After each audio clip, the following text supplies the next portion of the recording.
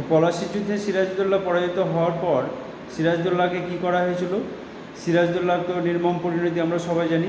মির্জাফরের ছেলে মিরনের হাতে সিরাজউদ্দৌলাকে হত্যা করা হয়েছিল। কিন্তু সিরাজউদ্দৌলার পতনের পরেও নবাব যখন মির্জাফর হয়, মির্জাফর কিন্তু আর স্বাধীনভাবে কাজ করতে পারেনি। তো যাই হোক, এই নাটকের যে যেমন ঘসেটি বেগমকে একান্তই একদম গ্রাম বাংলার যে মাসি, বিশেষ করে যে নিজের স্বার্থটা সবসময় দেখেছে, কারণ শওকত যখন যুদ্ধে নিহত হয়, ঘসেটি বেগম ভেবেছে সিরাজউদ্দৌলা তাকে হয়তো নিহত করিয়েছে।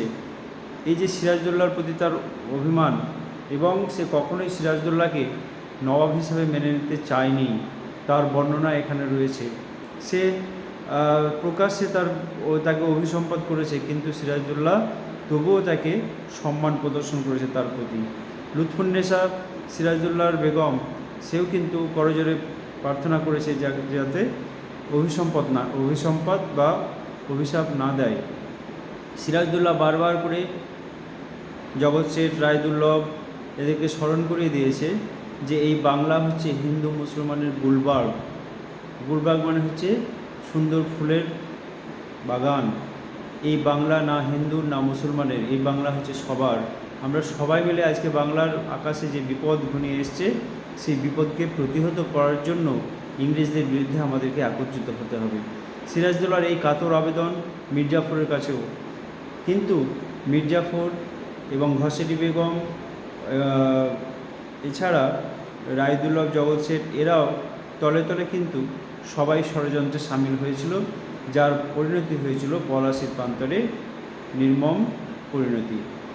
তো সেই 1757 যে 23 তারিখ আমরা জানি, 23শে জুন, সেখানে সিরাজউদ্দৌলার পতন হয়।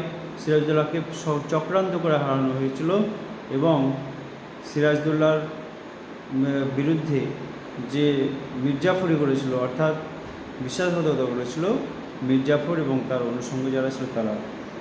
তো এই নাটকটি সে ভালোভাবে পড়তে হবে এবং পড়ে প্রশ্ন সেট করতে হবে। অন্ততপক্ষে একটা দুটো সেট অবশ্যই করতে হবে, 60 120টা প্রশ্ন সেট এইভাবে পড়াশোনা করতে হবে। তাহলে কী হবে, যেখান থেকে প্রশ্ন তুলে দেখ না কেন, আমরা কিন্তু সেটা খুব সহজেই লিখতে পারবো।